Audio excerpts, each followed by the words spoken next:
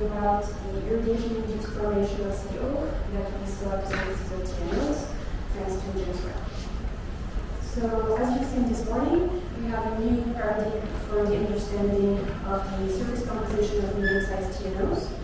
So, independent clustering techniques found that there are three main spectral groups. So, this means that each of the 54 observed TNOs fit into one of these three categories. And so, starting with the water-dominated spectral signatures, we have the ball type, then the double deep type, which is CO2, and then the fifth type, which is methanol and more chemically complex organics.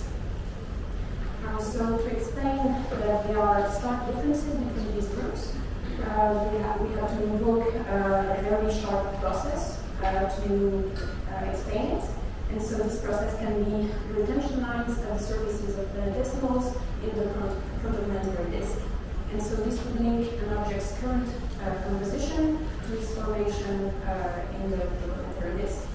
So ball types would form further in and would only efficiently retain water ice at their surface, but then objects moving further out could begin to efficiently retain CO2 and methanol. And so you see that the groups are shaped by water, CO2, and methanol, but you might notice that on two of these classes you have a CO detection, and you don't have any in the ball type. So where does CO fit into this story? So CO is a ubiquitous molecule. We find it almost everywhere. It's non-containing comets, in disks, in molecular clouds, and you have here an example of its abundance with regards to the other three molecules that we talked about previously. So our planetesimals likely have accreted some COIs, but CO is a hypervolatile, so it means that it's unstable at the surface of planetesimals for temperatures above 20-30 kelvins. Specifically, in the retention line scenario, the medium-sized TNOs, so typically objects between 100 and 800 kilometers in diameter, do not cross the CO retention line. And you have further thermal evolution models that also conclude to a depletion in CO, not only at the surface, but also within the bulk of the object. So, to account for detection of CO, we must find an efficient formation pathway to have it at the surface.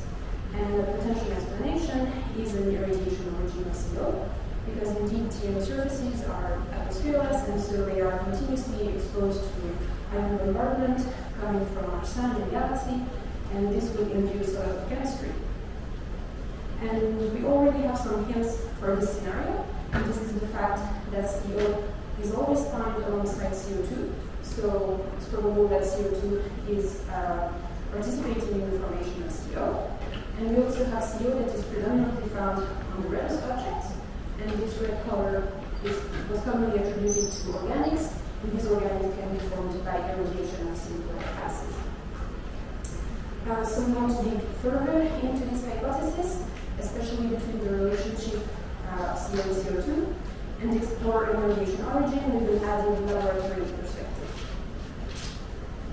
So now on to our methods. We studied the distribution of CO across 38 objects where we have a confident CO detection.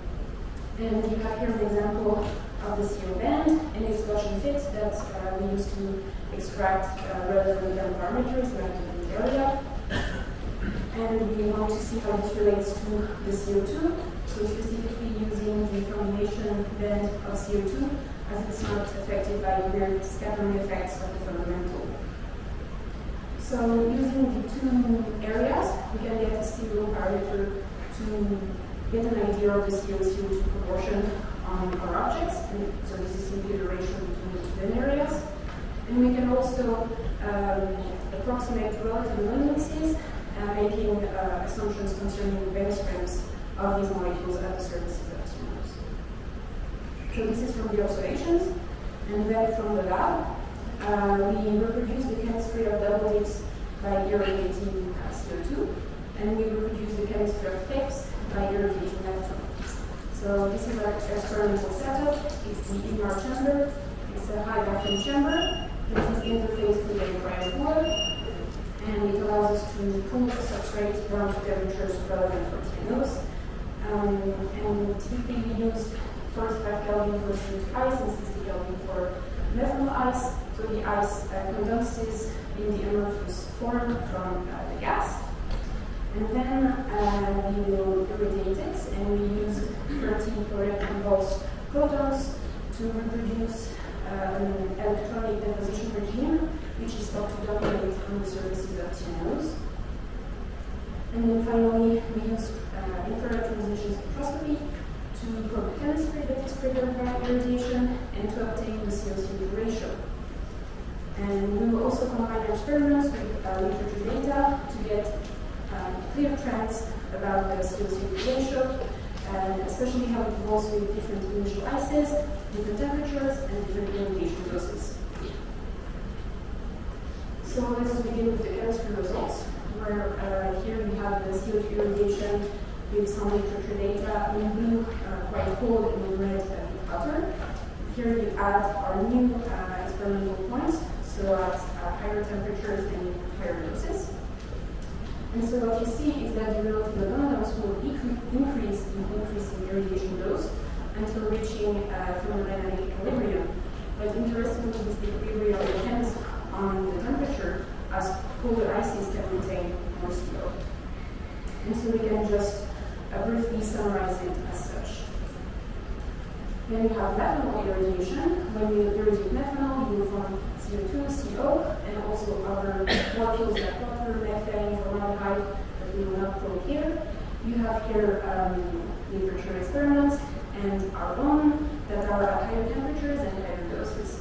And so when you combine the two, you see that the relative abundance of CO and CO2 decreases with increasing irradiation doses until reaching stabilization. But this time it's not dependent on temperature, and that is because our irradiated methanol ice has very strong molecular interactions with CO, and you can keep it even though it's at higher temperatures. So we can summarize it as such. So how does this compare to the relative abundance that we see on TNO surfaces? So starting with the values, you have here the average value for double dips. So you have roughly 10 times more CO2 than CO in double dips. And this value fits very nicely with what we see in the lab for CO2 ices irradiated at 45 Kelvin once you reach the equilibrium. Said here once you reach the equilibrium. Then for our cliffs, we see that the value is a bit more spread, and that you only have 2 times more CO2 than CO. And again, it fits nicely with methanol irradiation. Once you have reached the stabilization, which takes place at a little bit higher dose than for the CO2 ices. Okay, so this is in very good accordance with the general description of what we know of the surfaces. So this was for the averages, and now we can have a look at individual objects, where you have the CO2 band area ratio as a function of the position of the CO2 combination band. And so this is a very interesting parameter because it allows us to probe the chemical environment of CO2, but not only CO2, just a general idea of the environment of the surface. And indeed, when CO2 is pure or is free CO, it will absorb at shorter wavelength ranges, while when it is mixed in a polar components like water and methanol, it will shift to higher wavelengths. So this was the parameter that allowed us to show that CO2 is in two very different chemical environments, and when you add in the spectral group element, you see that it separates the two groups very well. So if we add our experimental points for CO2 and methanol irradiation to this, we get this. And so once again, our experiments fit nicely with the observations, and they do stress the differences in the two types of chemistries. So to conclude, we found that TNO surfaces are compatible both in terms of relative abundance and chemical environment with CO2 irradiation for double dips and methanol irradiation for dips. So we have evidence of irradiation, but can we go further in trying to find if some objects are more irritated than others? And so to look for this, we plug the CO2 ratio as a function of the affinion distance. And the affinion distance allows us to probe different irradiation regions in the soil system. And so if we start here around 44 AU for an object like Arrowpath, there is a numerical simulation that tells us that within the first 100 microns of the surface, Arrowpath could have received at least 150 electron volts per molecule, just at this position. But then objects going further out would begin to cross the termination shock, pause, and they would be exposed to an increasing flux of galactic cosmic rays. And so you have seen this morning that this indeed does affect an object's composition, and particularly the hydrocarbons of said water and water. So can we see the same thing with our medium-sized TNOs using the CO2 ratio? So as you see here, there's no clear variation of this ratio with affiliation, but this is still in accordance with an irradiation origin, because this would mean that the dose is probably high enough that we have already reached this stabilization, this equilibrium between CO and CO2. And moreover, when we consider the penetration depth of photons, the photons that probe the CO and CO2 bands that we're looking at only go up to the first 5 microns of the surface. But galactic cosmic rays are very energetic, and they will mainly deposit their energies in deeper layers. So the layers that we see can have a dose increase, but we're already in a regime where this CO2 ratio parameter is becoming independent from the dose. So you might tell me that irradiation is not the only thing that we see when we look at affiliation. There's also the temperature effects to consider. So here you have the CO band area as a function of temperature, and you have plotted here the equilibrium temperature at JWST observations, and you have the horizontal lines that represent variation between perihelion and affiliation temperatures. So the first thing you can say about this is that we have no hot objects that are reaching CO, and so this is completely in agreement with what we see of the rapid thermal evolution of centers as presented this morning back there. And when we try to find some differences between dips and double dips, it's like double dips tend to reach colder temperatures than cliffs, yet they don't have more CO. The objects that are richest in CO are cliffs, but they are generally hotter than double dips. So temperature alone cannot account for what we're seeing here, and so this is another proof of the differences in chemical environment at the surfaces, where the cliffs have very strong molecular interactions that can retain CO that is less effective in double dips with the CO2. So finally, I'm just going to share a little timeline just to kind of clarify everything that we've seen this morning and how these surfaces, what we are seeing with these surfaces, what does it represent. So you have planetesimal formation, and you have some heating events, the retention lines shaping the three spectral groups. At the same time, the loss of the primordial CO will happen in the first millions to hundreds of millions of years. Planetary migration, which set the objects in their current orbit.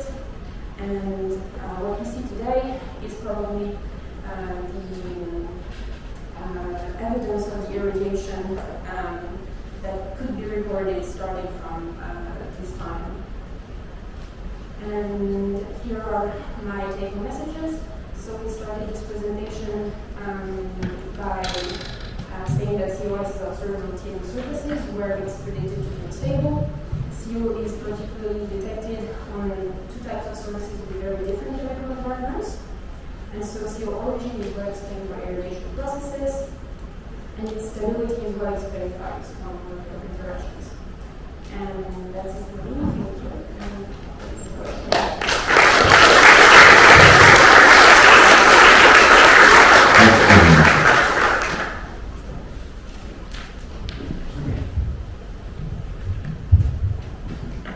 Very interesting talk. Great job. So you had mentioned that the irradiation of methanol could reproduce some of the spectral features that we noticed in the clip types. But you also mentioned that one of the irradiation, and you also mentioned that the same is true for CO2 in the spectrum of some of the double dips. Yes. Yes, so typically for these experiments, we just use a simpler template, so say we irradiate CO2 to reproduce the dominating chemistry of the double dips, even though there's other stuff in the double dips. You clearly see an OH and CH bonds, but as the CO2 looks pure in double dips, it was a good approximation to reproduce the CO2 chemistry on these objects. And then we have the methanol ICs to act as a template for the cliff chemistry, even though we are lacking nitrogen to truly represent the cliffs. So if CO2 is also an irradiation product of methanol, is it possible that irradiation of methanol could create CO2 on the double dips, and then further irradiation of CO2 as a byproduct could then create some other features that you see? Yeah, that's a very good question. And the thing is, in the double dips, there's just so much CO2 that the irradiation of methanol is just not efficient enough to form that much CO2. So there must be something else. And the fact that the CO2 is primordial is very tangible.